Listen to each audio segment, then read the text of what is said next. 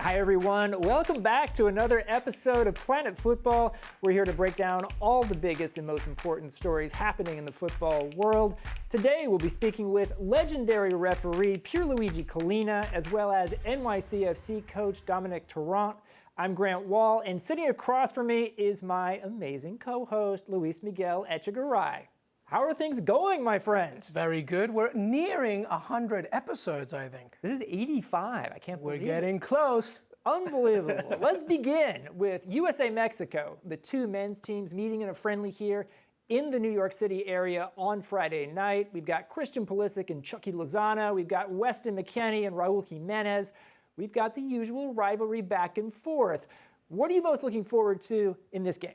Well, let's start with what I'm going to talk about more a little bit, which is Mexico. Tata Martino is now bringing the 31-man squad, bringing mostly the key European-based players. They all return. The Gold Cup win is great, but now you can sense now that Tata Martino is deciphering, threading that needle, going to that next level of sort of molding the Mexico that he wants. One of the big things about Tata Martino when he came in was that I want to do a few things. Number one, I want to really dissect and create the identity of Mexican male soccer. The second thing I want to do is I really want to develop and grow Mexican players so they can flourish in Europe, and at the same time help domestic-based Mexican players, young players grow. And he's doing all of that. So now this game on Friday night, he has this whole squad coming in. Héctor Herrera is back, Tecatito Corona is back, Chicharito is back. This is going to be a great, great game in terms of seeing how all these players, all these star players are coming finally to the Tata Martino system. I'm looking specifically at Tecatito Corona, because obviously there was a lot of drama earlier in the year about him not going and, back and forth about misunderstandings of what was meant to happen, that he wasn't going to take part in friendlies and then Gold Cup. Now that he's back, and Porto is using him as a right back specifically. So I'm really intrigued to see what Tata Martino does there, because I really think that that's also where Martino is going, how he's going to develop into that. And the other one to me is obviously Héctor Herrera playing for Atletico Madrid now, coming into this team. But it's going to be a fun one. There's a lot to look forward to from a Mexican perspective. From the U.S. side, I am most interested to see whether we'll see Josh Sargent playing much in these two games, both here against Mexico and in St. Louis, his hometown, against Uruguay. And Sargent scored this amazing goal for Werder Bremen last week in the Bundesliga. One of the better goals you'll ever see an American player score. And he just needs to start doing that on a regular basis. Not an easy thing to do, but he's capable of doing it. It was just a tremendously well-taken technical goal, I thought. Inventive, creative. But is he going to start in place of Gyasi Zardes? Because I think that's a huge question for American fans who are still wondering why Sargent didn't get called in for the Gold Cup or even the Under-20 World Cup, which is kind of crazy when you think about it.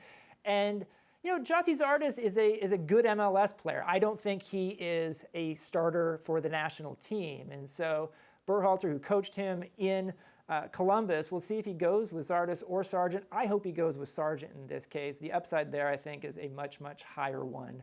And then also Serginho Dest. I talked about him a lot last week when we had Greg Berhalter on the show. Here's a guy who Berhalter has already said he'll start for the U.S. against Mexico. And here's a guy who said that the Dutch want him to play for Holland. He's Dutch-American. And so the U.S. now, I think, has a short amount of time here to try and convince him to play for the U.S. because obviously he could be cap-tied as soon as next month in the Nations League if he decides to come play for the U.S. The CONCACAF competition is obviously going to be arguably easier for these two teams. Whenever both of them face each other, that's when you really see how far they're going forward. Moving on, Manchester City has suffered its first significant injury of the season, with center-back Aymeric Laporte having a knee injury that could keep him out until after New Year's. Grant, what do you think that this could mean for the Premier League title race and Man City in general? I'm actually pretty concerned about it if you're City right now, because this is not a position at center back where there's a lot of depth on this City team compared to the rest of the squad. And here's a guy, Laporte, who has been playing terrifically for many months now and has become a rock in that back line for them. And now we're going to see if John Stones maybe is going to finally show that he can play to the potential that he's shown before. Because there's a lot of concerns about just the number of mistakes that Stones has made over time. Fernandinho maybe goes back into the central defense at times, but Otamendi's not a guy that seems like a top choice starter for City. They obviously lost Vincent Kompany. I wonder if they kind of wish they'd kept Kompany on for another year or so at this point for his play and his leadership, because I do think this is a potential issue here if Laporte is indeed going to be out until New Year's, which is what it sounds like is going to be the case. Yeah, there's not much to disagree here. I mean, one of the things that we always talk about Man City in last season when they won the league was depth, right? Obviously, there's so much talent. Liverpool has talent, but depth is what really kept them going. Now that, as you said, Vincent Kompany has left, you only have two key starters in John Stones and Otamendi. As you said, Fernandinho could be called up to be a center back. So this is a big problem because it's not just about how good they are, but what happens if John Stones gets hurt, even for it's a few weeks? Then Champions League competition comes in. So it's a big, big problem to deal with. I wonder if Guardiola and Man City are saying, should we have paid that much for Harry Maguire? I mean, we have the money, I guess we should have done it. But regardless, I'm actually, the fact that the Laporte injuries has happened has made me realize, wow, did they really not pay attention to that center back specifically because Kompany left? So this is a big problem. I totally agree, because it's not just about lack of talent, but lack of depth. And when Champions League comes in, when those Christmas games come in, that's going to be a problem.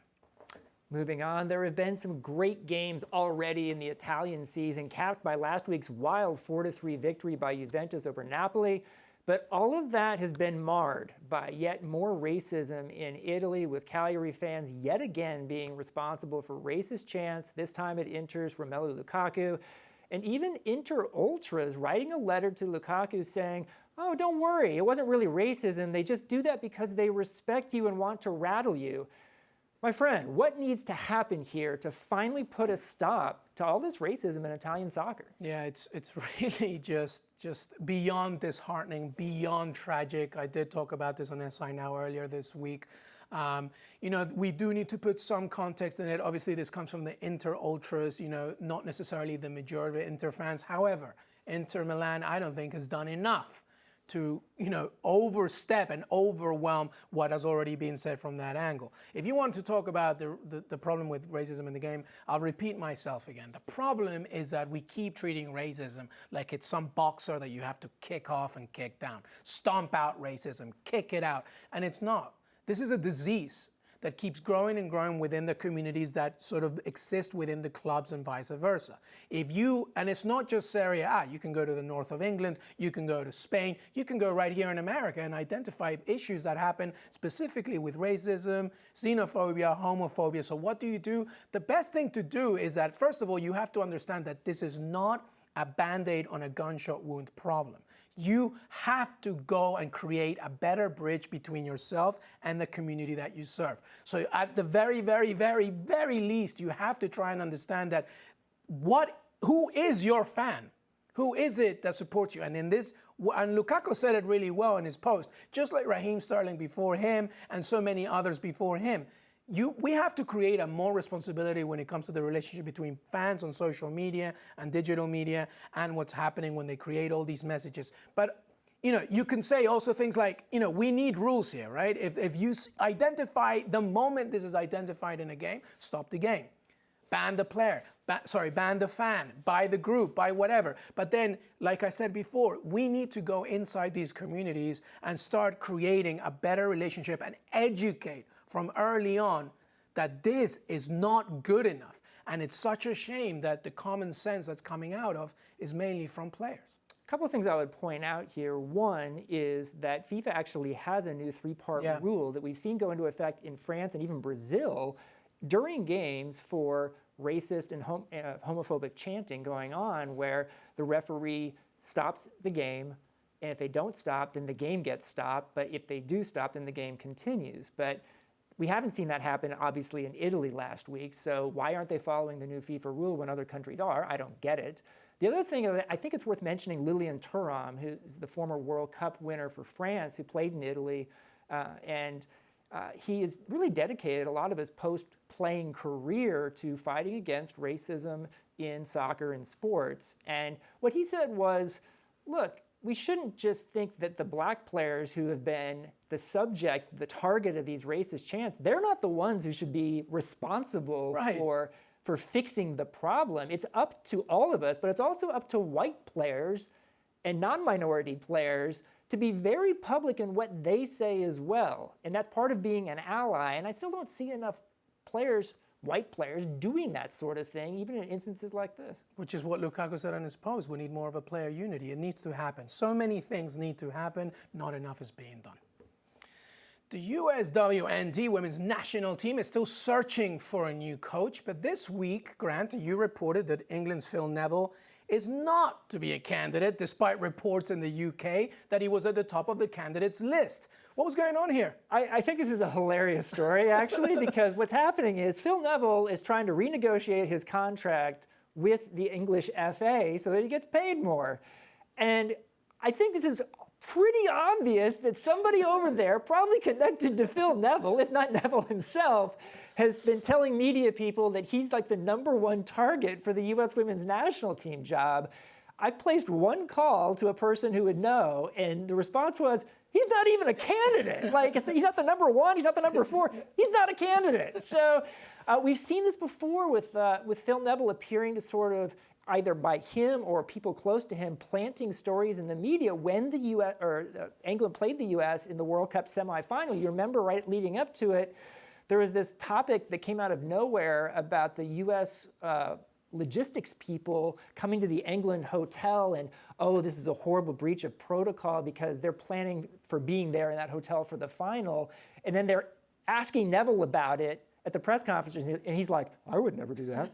And like, is it that transparent that he's planting these stories? And if that's the case, that's like the funniest thing ever. Somebody get me Neville's agent's number. This is the greatest PR team in the world. Maybe there's a Neville working as an intern at the Daily Mail, just posting out these tweets. I mean, obviously he's not going to be a candidate. I mean, it's obvious that U.S. soccer's really #1 priority should be to stick with somebody that truly understands, you know, the culture of the American women's game. Phil Neville, you know, was never mentioned. Good agent, good PR. An interesting agent, interesting tactics there. I would just say this. I think he's done a pretty good job as the England coach. I don't think he's been over the top great as the England coach. He's a first-time head coach anywhere, and I think it's something that he just kind of needs to stop making news in these ways and just go out and win. Yeah, let's not forget, this is a really talented England squad that, you know, did a lot, whether you had a good manager or not. We mentioned Chucky Lozano earlier in the context of Mexico, but let's talk about his situation with his new club, Napoli. Chucky came on at halftime against Juventus, left Matthijs de Ligt on the floor, and scored on his debut. Lozano has now scored on his club debuts in Mexico, the Netherlands, and Italy. What do you envision happening with Chucky this season at Napoli? If you follow the Chucky Lozano story, all the way from Pachuca, coming to Europe, and now finally in Serie A, you can see a clear development. This is a very, very good player who obviously people knew that, you know, with all due respect, was not going to stay with PSV longer than what he stayed for. So to me, there's nothing surprising here that he's at Napoli. It doesn't even surprise me that he put de Ligt on the floor. He is so good because he is so versatile. He can play on the right, he can play on the left, he can act as a false nine. He is just everything. I think that Napoli is a perfect place for him because now he has a team that's extremely offensively minded, dynamic. He has competition with Insigne and Mertens. Now Llorente is there as well. There's a lot of offensive firepower that Carlo Ancelotti is going to be able to play for. I like the fact that he's in the Champions League. He's going to contend, against Juventus to try and win that, Scudetto. So there's many things that can happen. The issues that I have are actually similar to the issues that I have with Christian Pulisic. I worry about his physicality and how he can hold off in the whole season. Again, I'm not saying that he's weak or anything, but he does have a history of getting hurt and players putting a target on him because he likes to take people on and he likes to embarrass attackers, and he's very, very quick-witted with his dribbling. And because he's not necessarily a 6'6" kind of striker or forward, people put a target on him. And, he had a pretty serious injury leading up to, the Gold Cup. And also, even before that, his legs are not exactly 100% all the time. Serie A, Napoli is a team that likes to press hard. They like to press even when they don't have the ball. And, when now that he's been a bigger name and a bigger influencer with the Mexican men's national team, there are question marks to see. Take care of yourself, Chucky, and I hope Ancelotti does that. And also, Tata Martino is a coach that likes his team to physicalize and press. So stay healthy, and the sky is the limit, because this is a star. Him and Raul Jimenez is no secret. This is the Mexican team that's being built around, and Napoli's a perfect fit for him. Very cool, I think, too, that Ancelotti seems to trust him already. Brought him on after halftime. They were out of the game against Juve, and then they were very much in the game, thanks in large part to Chucky. I like the fact that every opponent that plays him suddenly realizes, who is this? And it's like, have you not been paying attention? He's incredible. Joining us now is Pierluigi Collina. He's currently the chair of FIFA's referees committee, and he's viewed by many as the greatest referee of all time. He was named FIFA's best referee 6 times, and he worked the famous 1999 Champions League final between Manchester United and Bayern Munich, and the 2002 World Cup final between Brazil and Germany. Pierluigi, thanks so much for coming on our show. Hi, Grant. Glad to see you. Also, Luis Miguel. It's a pleasure for me to be with you today. It's an honor for us to have you joining us here. And the IFAB has made several changes to the laws of the game that went into effect in June. And we wanted to ask you about a few of those changes and how they have been received. And one of them is the change during penalty kicks that requires goalkeepers to keep at least 1 foot on the goal line at the time of the kick, and also requires VAR to enforce that rule even if the foot is off the line by just a few centimeters. Why was this change made, and what do you think of the negative response that the use of VAR to enforce it has gotten from some goalkeepers? So I took note of the questions. I will give quite a long answer, but I would like to start telling Luis Miguel something, because I know that he's worried that FIFA considers a major tournament like the Women's World Cup as a guinea pig. Believe me, far from our intention. The laws of the game are always changed in March, since many, many years. And the new set of laws are implemented in all the competition played in summer. This happened, for instance, the Men World Cup 1998, I was in France as a referee, and the tackle from behind was introduced. It was introduced directly in that competition. 2016, the new triple punishment, you remember, introduced in summer during the Euro 2016. So major tournament simply implement the new laws of the game, and this happened this summer because the same new set of laws of the game was used during the World Cup Under 20, during the Copa America, during the AFCON. So it's not true that we considered the Women's World Cup as a guinea pig. Furthermore, I can tell you that it was not a surprise for anybody, the changes, because I personally attended a workshop in Paris, December the 8th, with all the coaches of the 24 national teams playing the World Cup in France, the Women's World Cup in France. And although the changes were not decided yet, I already gave all of them some insights about what would have been the new laws of the game. Once, this was December, early December 2018. Then when the laws were changed, they were immediately informed, early March, and we told them to play all the friendlies matches from March to June with a new set of laws. For instance, the She Believes Cup played in US in April, if I'm not wrong, May, it was played with a new set of laws. So it was not a surprise, and believe me, far from us to consider a major tournament like the Women's World Cup as a guinea pig. Then I come to you. Among the changes, there was something related to goalkeepers. Why we made this change? You remember the 1999 World Cup played final? US played China? I do indeed. You remember the great save by Brian Scurry, the goalkeeper of US, that gave US the World Cup? Yeah. Do you remember where the goalkeeper was? She was well off her line, both feet. I tell you, 1.5 meter off the line. Nobody took care of that. Why? Because for the goalkeeper, trying to save a penalty by having 2 feet on the goal line when the kick is played is almost impossible. They had no chance, 0 chance to do it. We were aware of it, and that's why most of the referees didn't care of an infringement of the goalkeeper. But it's quite strange that there is something written in the laws of the game which is not respected. I'm convinced that if something doesn't work as a law, we need to change, not to tell the referees not to enforce that. That's why we spoke with coaches and goalkeepers in the last couple of years, and we asked them, how can we improve this law? Do you think that having only 1 foot allows you to save a penalty kick? Because the problem for a goalkeeper is to make the step side to get the power to go left or right. And with 2 feet on the goal line, this is impossible.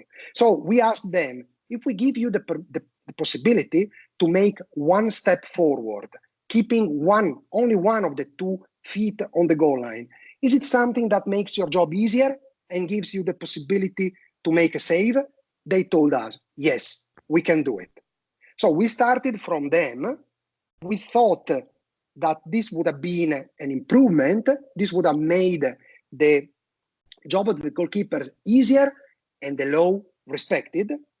And then we changed. But once we have changed, then we have to enforce the law. Otherwise, we are back at the beginning.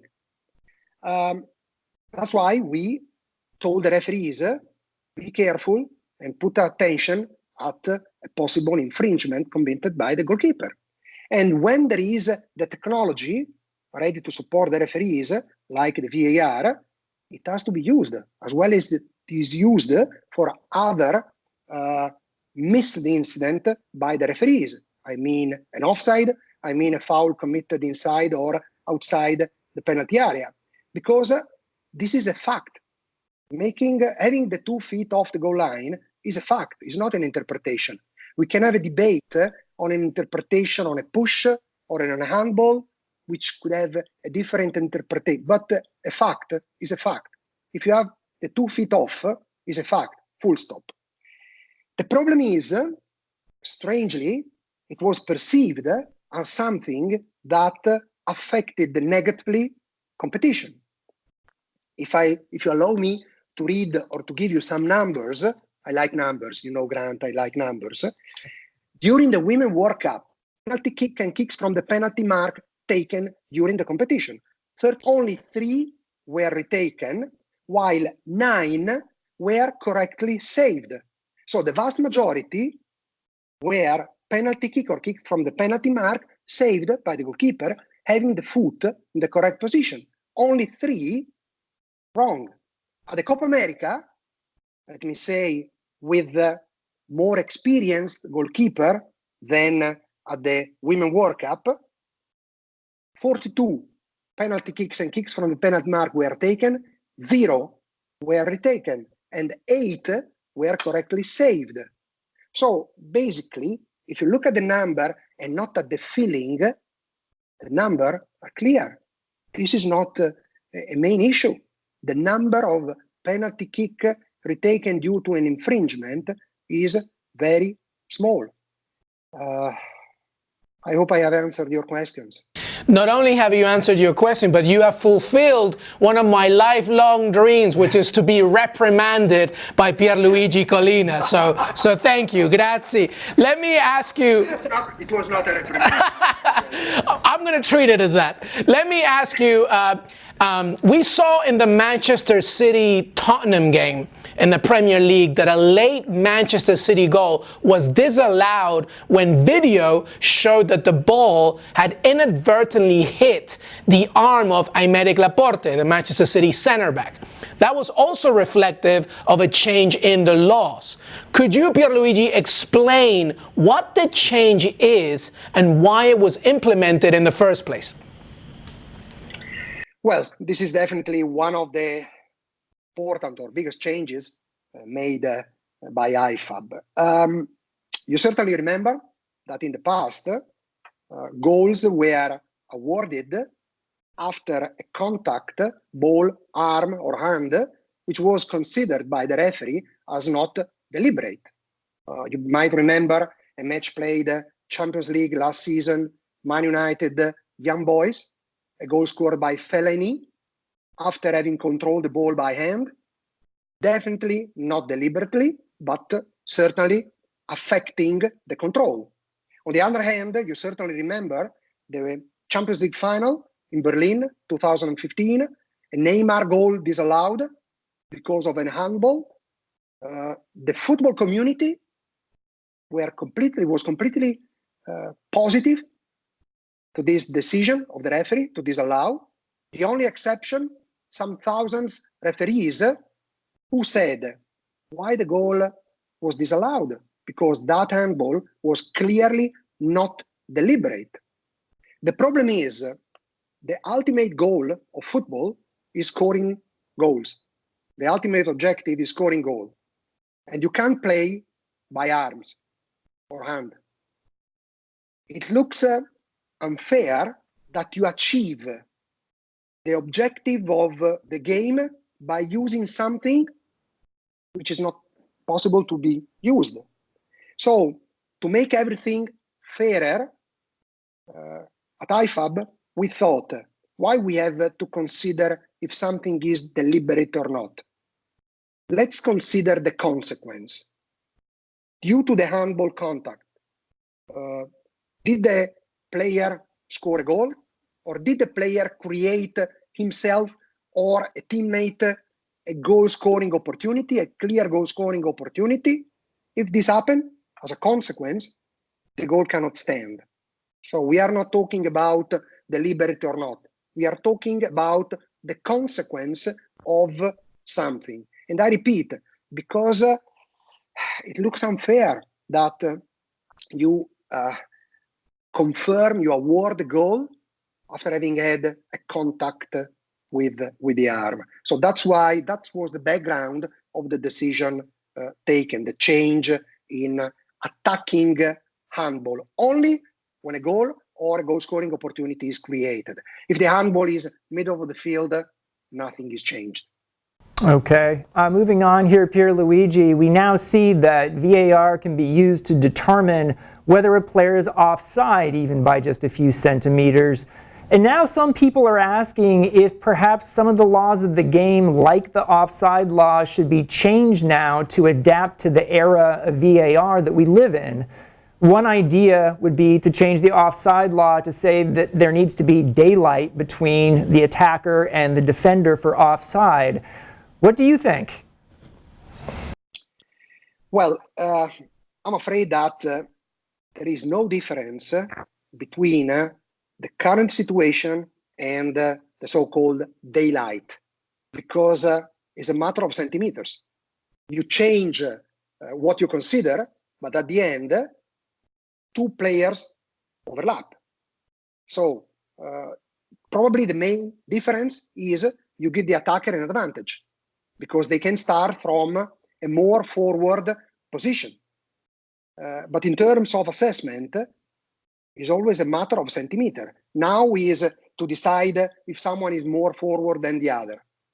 Then it will be if there is daylight or not, because there could be an overlap.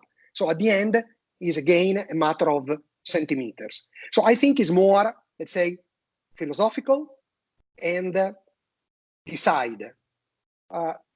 Do we consider or do we assess what the offside position produced?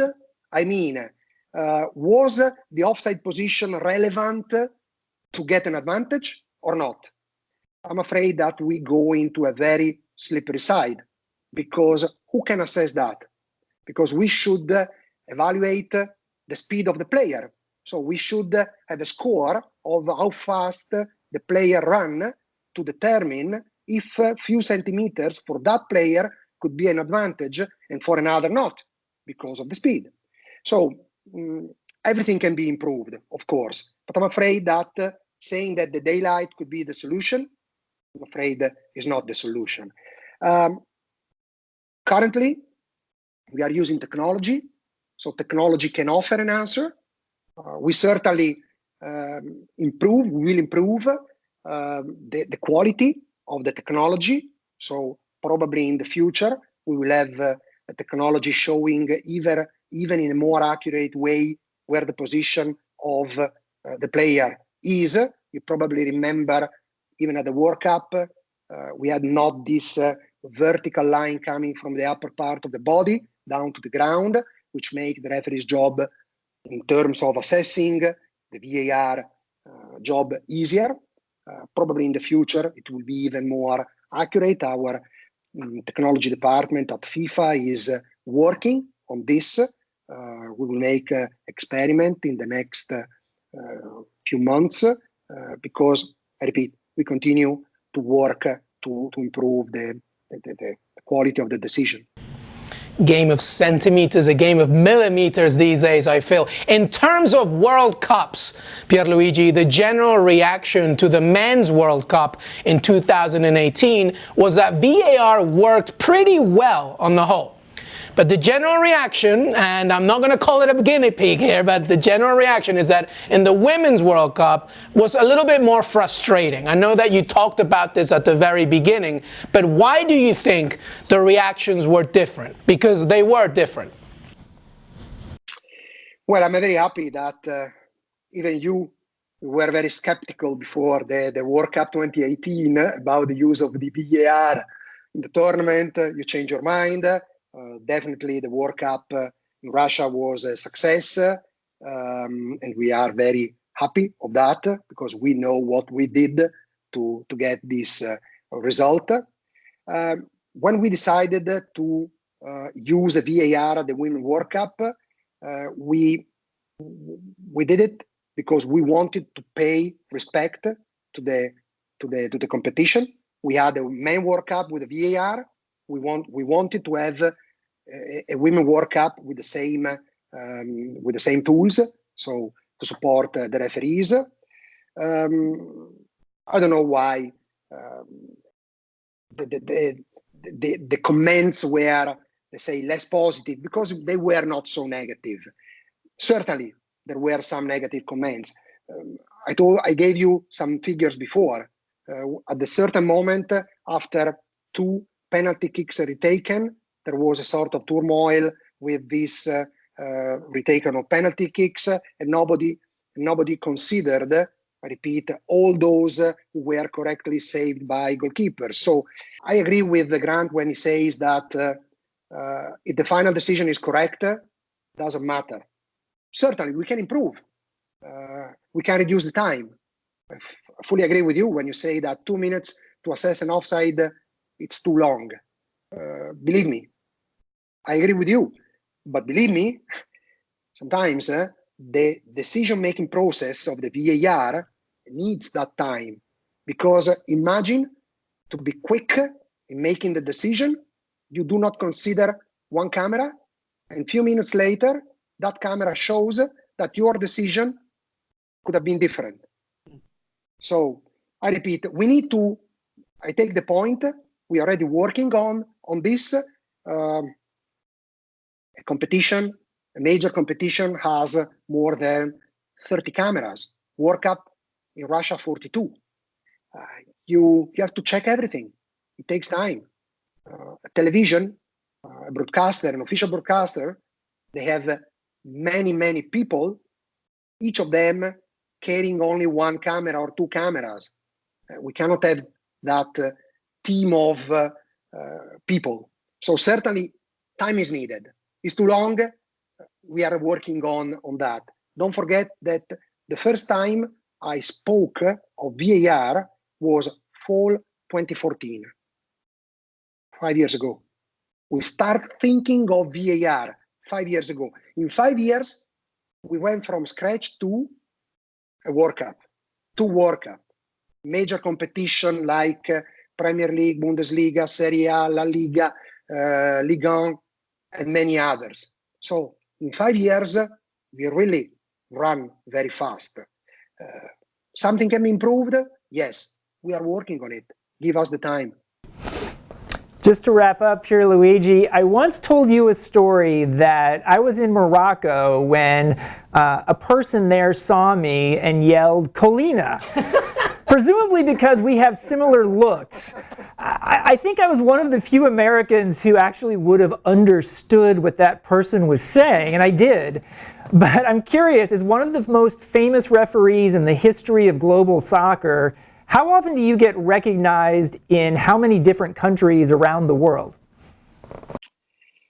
I'm very pleased because people are is very kind towards me. Next time you are in London, try to get a cab for free, which is not an easy exercise, but I got it.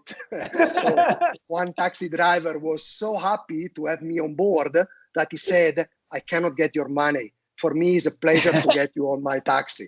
So no, it's a great pleasure. It's amazing. The only problem is when I'm with my family. It's difficult because you cannot answer no to people asking for taking picture with you. And today with mobile phones, you can take easily something. And but is a sort of price I'm very happy to pay because I repeat the positive attention of people is really amazing. I have to appreciate it very much. Well, Pierluigi Collina, it has been an honor to have you on our show. Thank you so much for joining us. It was a pleasure. Be careful, Luis Miguel. I'm watching you. Joining us now is NYCFC head coach Dominic Torrent, whose team has won 7 of their last 9 games and risen to second place in MLS's Eastern Conference, 1 point behind Philadelphia. Dome, thanks so much for coming on our show. Pleasure, big pleasure. Let's begin. There are some real concerns about your team when it didn't win in your first 6 games of the season, but your team is doing extremely well right now, and since then, you have a real chance to win the Eastern Conference. What changed to get you to this point? Okay. To be honest, I was not concerned because the first one is, I think we play well.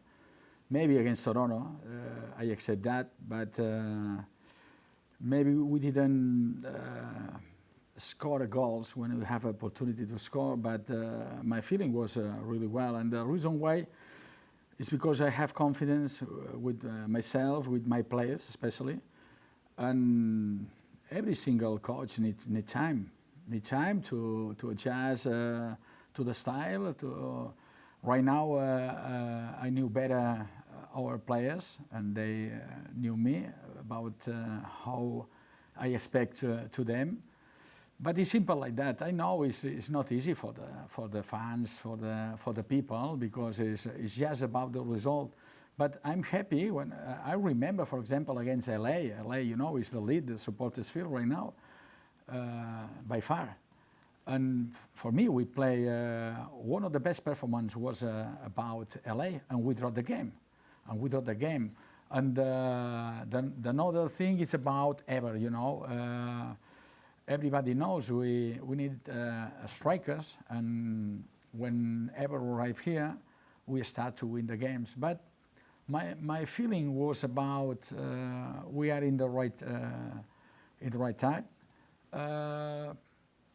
That is the reason why maybe I have experience, because something I know about soccer, and I say to my players, don't confuse, you play really well, we need to resolve, because if not, you know exactly what happened in soccer if you are not able to get the results. But it was not about that, believe me.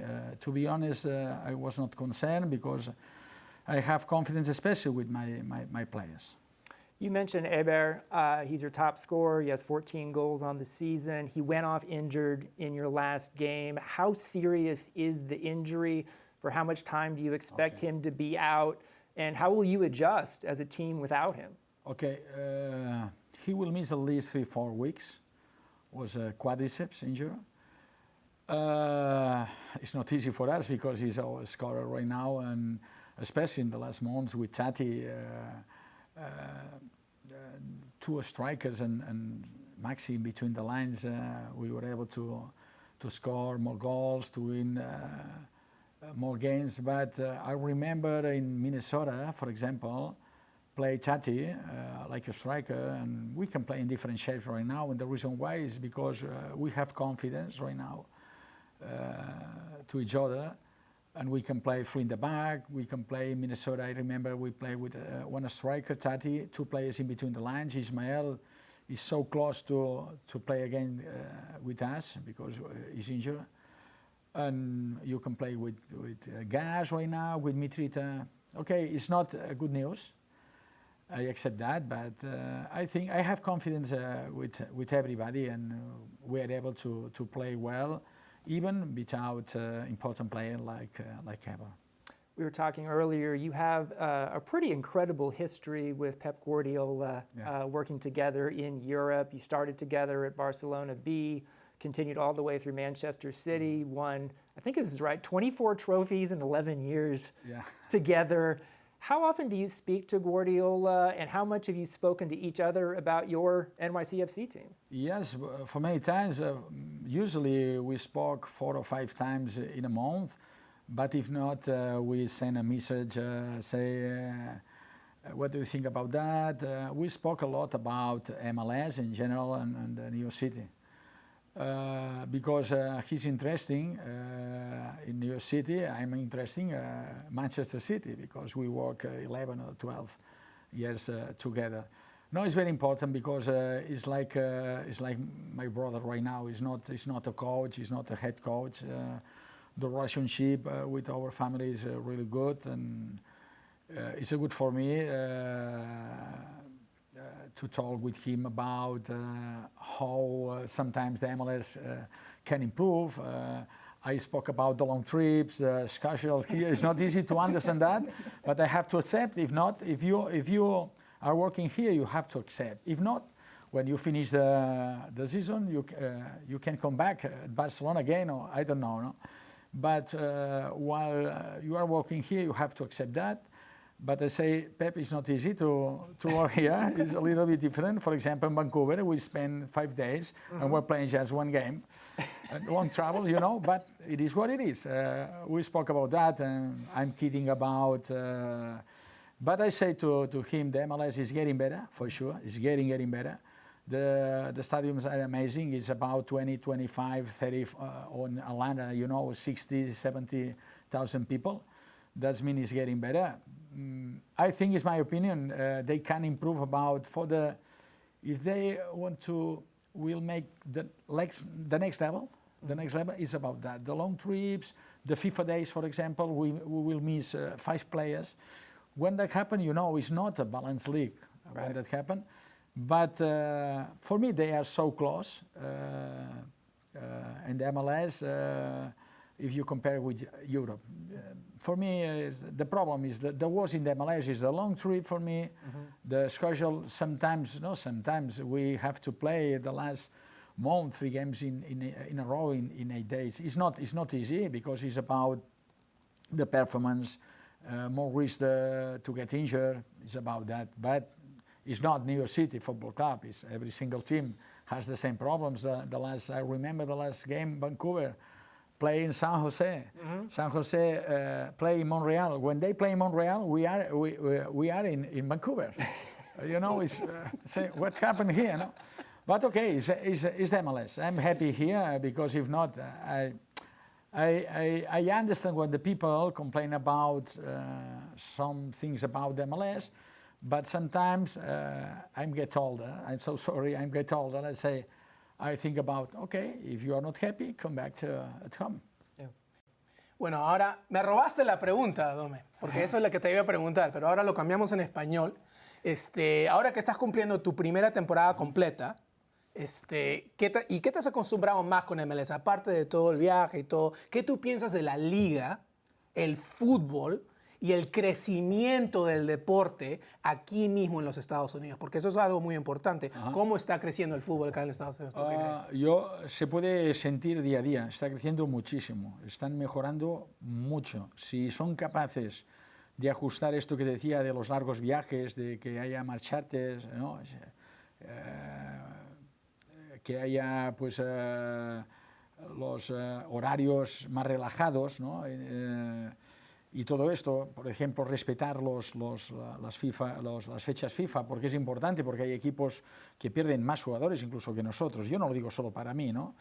Pues va a ser una mejor liga, pero se siente, lo hueles, el estadio. Me gustan mucho los aficionados, que en comparación con Europa o con Sudamérica a veces hay conflictos. Aquí no hay conflictos, aquí es muy agradable, la gente viene a animar a su equipo. Me parece un poco la Premier League ahora mismo, que la gente va a animar a su Liverpool, a su Manchester City, van a disfrutar con la familia, aplauden a su equipo, quieren ganar como todos, pero no pasa nada, y esto es muy importante. Y luego lo ves, que los estadios empiezan a estar llenos, se están construyendo nuevos estadios, vienen jugadores muy interesantes, ya no vienen jugadores, olvidaros de la idea de venirse a retirar a la MLS, ya no es así. Vienen jugadores con 24, 25 años, muy interesantes, que pueden jugar en Europa, que a veces prefieren jugar aquí, por el salario, obviamente, y porque la liga está mucho mejor. Yo creo que solo tienen que ajustar para mí, para empezar a acercarse a las grandes ligas. Ya sé que Estados Unidos es muy grande, pero si pueden lograr ajustar los horarios, respetar las fechas FIFA para que todo el mundo descanse igual y sea más equilibrado, yo creo que en pocos años va a ser una liga, ya lo es interesante, pero va a estar una liga muy cerca de las grandes ligas. Bueno, has hablado del ambiente y de los estadios. O sea, tú mismo ya conoces el ambiente en el Mercedes-Benz Stadium con Atlanta United o el Estadio Bank de California con el AFC. La energía del hincha en casa es muy importante. Es algo que se utiliza para empujar al equipo, ¿no? ¿Te gusta jugar en Yankee Stadium? Me imagino que los jugadores, los fans, todos quieren un estadio propio para el club. Hay gente en el club que está trabajando muy duro para esto, y yo lo sé, está trabajando muy duro. Si en estos momentos no hay un estadio, no es porque la gente esté parada, sino que están trabajando muy duro. Todo el mundo, los primeros interesados es el club. No es fácil porque esto es New York, es Manhattan, no es lo mismo obtener terrenos en Colorado, en otros sitios, en Minnesota, que en New York, en Manhattan en particular. No es fácil, pero todo el mundo quiere un estadio nuevo. Los primeros son nuestros directivos, nuestra gente del club. Ellos están trabajando, hay gente trabajando el día a día porque lo sé muy duro en esto y lo van a conseguir, ¿no? Claro que es importante porque estamos cómodos ahora en el Yankee Stadium porque es nuestro campo y yo les digo a los jugadores, no nos podemos quejar, la gente viene al campo, tenemos asistencias de entre 22 y 30.000 personas, entonces imagínate en un estadio que es lo que hay en el soccer, en MLS, estaría casi lleno porque son estadios de 25-30, quiere decir que el aficionado viene, y yo entiendo que el aficionado, los jugadores, yo, el club, todos queremos un estadio nuevo, pero tenemos que tener paciencia, es lo que hay. Yo soy nuevo aquí, todo el mundo le gustaría tener, dice, esta es nuestra casa, de momento nuestra casa es Yankee Stadium, es lo que hay. Tienes mucha razón que el ambiente aquí es muy bueno cuando vas fuera. No es fácil ganar porque la atmósfera es muy buena para los equipos que juegan en casa, pero a lo mejor este año hemos sido capaces de jugar mejor fuera casi de casa que en casa, ¿no? Y la razón también a lo mejor es que el estadio pues está un poco mejor o es más grande y nuestros jugadores por la calidad que tienen pueden jugar mejor. Pero sé que es un tema que preocupa mucho a los fans, pero nos preocupa a los fans, a todo el club y a nosotros, pero los fans tienen que saber que hay gente en el club trabajando muy fuerte para conseguirlo lo más antes posible. Bueno, en tu opinión, Dome, ¿quién ha sido el oponente más difícil que has enfrentado en este tiempo? Mira, son cosas extrañas, raras, ¿no? Lo que te voy a decir. Por ejemplo, nos costó mucho con Orlando en casa y fuera. Y Orlando ahora no está en playoff. Y en LA creo que no nos costó tanto, jugamos mejor. LA va destacado. Atlanta es muy difícil, ya no solo por el ambiente, es muy difícil porque el campo de Atlanta es muy complicado, la superficie. Porque, por ejemplo, jugamos en Vancouver, pero Vancouver no es la misma superficie, aunque sea Tar Field, que Cincinnati o que Atlanta. No es lo mismo. Entonces, el ambiente, los buenos jugadores que tiene Atlanta, porque nadie se le escapa, han sido capaces de fichar un campeón el año pasado como Piti Martínez. Está Jason Martínez, es goleador por excelencia. Pero más allá de aquí, yo creo que es muy complicado jugar con ellos, sobre todo en su estadio. Pero te diría cosas como Minnesota me gustó y nos... Ya no te diría por los resultados. A veces Columbus nos ha costado mucho, sobre todo allí, nos costó mucho. Y claro, mucha gente diría LA, pues LA, aquí en casa no nos costó, empatamos, pero no nos costó tanto como otros equipos. Y por ejemplo, Orlando nos costó la Copa mucho, perdimos los penaltis, empatamos allí, empatamos aquí, nos costó, por su estilo de juego, por todo. Red Bull siempre es complicado, porque te lleva a una locura de partido, de presión a una locura. Yo estoy muy contento aquí porque les dije, si no agarráis el balón y os pasáis el balón y jugáis con estilo corto, no tenéis nada que hacer, porque en pase largo gana Red Bull, son más intensos, más físicos.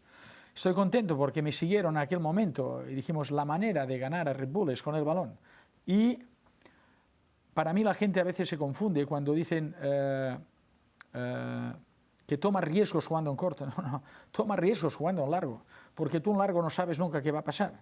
De hecho, el primer gol que nos marca Red Bull es porque en una presión jugamos en largo, perdemos, balón dentro, es como juega Red Bull y te marca. Cuando fuimos capaces de dar 7 o 8 pases, yo creo que los desarmamos y jugamos mucho mejor que ellos. Pero Red Bull siempre es muy complicado porque te lleva a esto, a una locura de partido si tú no paras el partido. Y creo que durante 40, 50 minutos lo paramos. Lo paramos, jugamos de un lado al otro con paciencia, pero es una locura jugar con ellos, cuesta mucho. Dominic Torrent, es un placer hablar contigo. Gracias por venir en nuestro show. Thank you so much for coming on our show. Good luck the rest of the way with NYCFC. Thank you so much for inviting me. Thank you very much. It's a big pleasure. Thank you. For this week's social media segment, we're going to the Turkish Super League. Check out this video where Galatasaray introduced their newest star, Colombian El Tigre Radamel Falcao, to a fanfare rarely seen anywhere in the world. This happened after a reported 25,000 fans greeted him at the airport in what was almost a crazier scene. Check this out, Grant. Could you imagine ever seeing like this for an athlete in America? Every time I look at fans in Turkey greeting players, specifically just like Falcao, it's amazing. Turkey is insane. Let me just say that, and mostly in a good way. I've been there. I did a story with Jermaine Jones once when he was on loan with Besiktas. They are potentially more passionate about their soccer than any other country in the world, potentially. I mean, like Greece is pretty high up there. Argentina is pretty high. And also, too, I think if you want to build a social media following, start tweeting about anything connected to Turkey, because some of the stuff that Galatasaray posted got like thousands, hundreds of thousands of retweets within like 2 minutes of Falcao getting there. And Falcao looks really happy right now, but he better score goals or that can reverse pretty quickly. Let me tell you something. I watched this whole thing because I went on YouTube just to check it out. There was a DJ, 2 singers, and it wasn't just Falcao that was being introduced. There were other players, and they just went insane. And when I was telling our producers that there wasn't a game after this, this was like literally just for this, he couldn't believe it. I mean, this is what I love telling like American fans of other sports. Of course, you know, every sport is great in its own way, but nothing beats our sport. And Turkey is just the best example when it comes to the passion. It's amazing. Absolutely unreal. Now it's time for our games of the week. Luis Miguel, what's yours? My game of the week is a European qualifier. It's Germany and the Netherlands on Friday, 2:45 Eastern. We know already they've had a little history in the last year or so, what with the Nations League and, of course, the first match of this one when Germany won 3-2. But, you know, here's what I think about this one, Grant. This is a game where, once again, we're going to see 2 teams who are actually trying to re-identify themselves. You know, Leroy Sané is obviously not going to be part of this Germany squad as they face the Netherlands, but they're still obviously a force to be reckoned with. When are they not, right? And on the other side, I just love this Ronald Koeman Netherlands team. We already have seen the progression that they have done. They have so many great players, so much talent. Once again, it's just 2 giants against each other to see what happens. Well, we saw in Nations League, these teams are sort of moving in opposite directions lately. My game of the week is something that you might think is a little obscure, but I'll tell you why you should watch. Zimbabwe versus Somalia. Sell it to me, Grant. World Cup qualifier in Africa. And here's what happened. In the first leg, this is a two-leg series, winner advances, loser is out of World Cup 2022. Somalia is the lowest ranked team in the FIFA rankings from Africa. They beat Zimbabwe 1-0 in the first leg. Crazy situation here. Zimbabwe was good enough to actually qualify for the Africa Cup of Nations this year, so a monster upset here. Somalia can't even host its home games in Somalia due to the security situation there, so the first game happened in Djibouti. They go back on Tuesday to Zimbabwe, and advancement is on the line here. Somalia could be your World Cup 2022 Cinderella so far. This game is going to be watchable here in the US and globally for free on the FIFA YouTube channel on Tuesday at 9 a.m. Eastern. If you want a game that actually has some huge stakes, Zimbabwe, Somalia. Well, you know what? I'm going with Zimbabwe because Aston Villa has Marvelous Nakamba. What a player from Zimbabwe. We absolutely love him already. Let's go Zimbabwe. Awesome. And now for our parting shots. Exactly 8 years ago, I wrote a column for SI.com with a proposal that FIFA follow the NFL and start a World Cup Red Zone channel for World Cup qualifying match days around the planet. The idea was simple enough. With 824 men's World Cup qualifiers taking place in a 4-year period, and as many as 50 qualifiers on a single day from 3:30 a.m. New York time until 11 p.m. that night, there would be fans around the world who would be interested in whipping around to watch high-stakes games from exotic locations with stadiums full of fans. I'd pay for that channel. A lot of you would too. Now, finally, we're starting to see FIFA get smart. This week, for the first time, you can see any live African World Cup qualifiers streaming for free globally on FIFA's YouTube channel, which is how I found myself on Thursday morning watching Chad and Sudan play their qualifier for World Cup 2022 in front of a full stadium in the capital city of N'Djamena from my apartment in New York City. Granted, the reason the African qualifiers are available is because the African Confederation is so screwed up that FIFA essentially took it over recently. But I think people will also watch this stuff, and I also think that other confederations should find ways to negotiate future rights deals so that it would be possible to pay a small fee for a global FIFA channel that would have every qualifier available to viewers around the world. I still remember when the US qualified for the 2010 World Cup on a memorable night in Honduras in 2009, when almost nobody got to see the game in the US because a third-party rights holder tried to get so much money for the game that no US TV channel would buy it. That wasn't in anybody's interest. A FIFA Red Zone channel would prevent stuff like that from happening. It was a good idea 8 years ago, and it's still a good idea today. Yeah, 100%. I'll even say, put some more emphasis and energy on social media platforms like Instagram and Twitter, and create more access to those who may not have it. We forget so many places around the world, which is why you could watch Chad and Sudan. This is the same thing that you could do, in South America, Central America, the Caribbean, all these places. I mean, it's the global game, right? We live in a digital world, right? So put 2 and 2 together. It's a good idea. I like it. I hope they do it for the women's game, but to me it compares almost to like what we see in college basketball in the spring when all of these small conference tournaments get shown on ESPN around the country because there's something at stake, a berth in the NCAA tournament, and people watch that stuff. So you don't even have to have a close rooting tie to Chad or Sudan. You might just want to see a good sports story. Yeah, because you know what's at stake. I love it. As England men's national team gets ready for Euro qualifiers during this international window, there's one player who perhaps deserves a little extra attention. Tyrone Mings, the 26-year-old center back who earns his first call-up with the Three Lions after impressive performances with Aston Villa. But I'm not here to talk about what he does on the pitch, rather what he's done off it, just to get to where he is today. You see, the story of Tyrone Mings, a player who was released by Southampton at youth level and started his career at non-league side Yatetown, is of absolute sacrifice and redemption. It's more than just football. It's really about survival. In a great interview with Matt Law for The Telegraph back in March, Mings describes the tremendous obstacles he faced growing up. From spending part of his childhood in homeless shelters, to mental health issues, overcoming career-ending injuries, and working tirelessly just to achieve his dreams.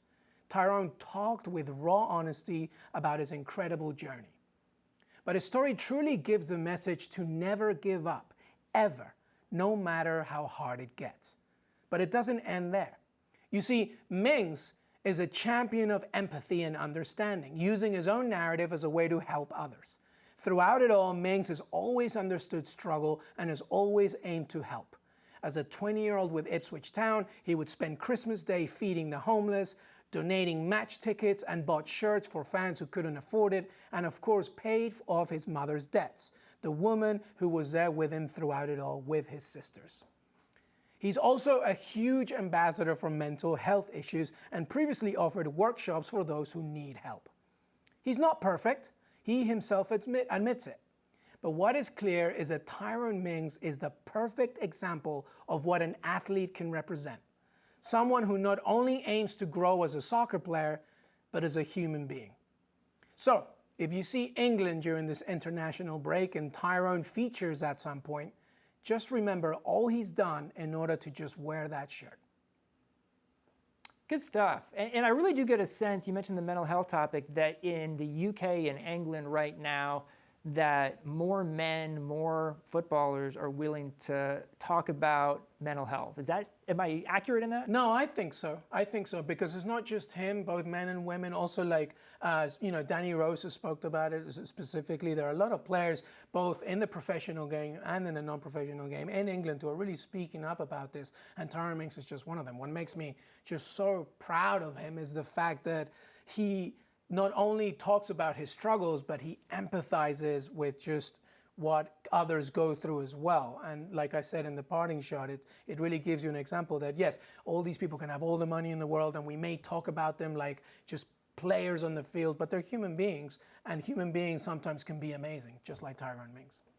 That is it for this week's episode of Planet Football, episode 85. Thanks for joining us, and catch us next week and every week after that on Thursdays on SITV, YouTube, or SI.com.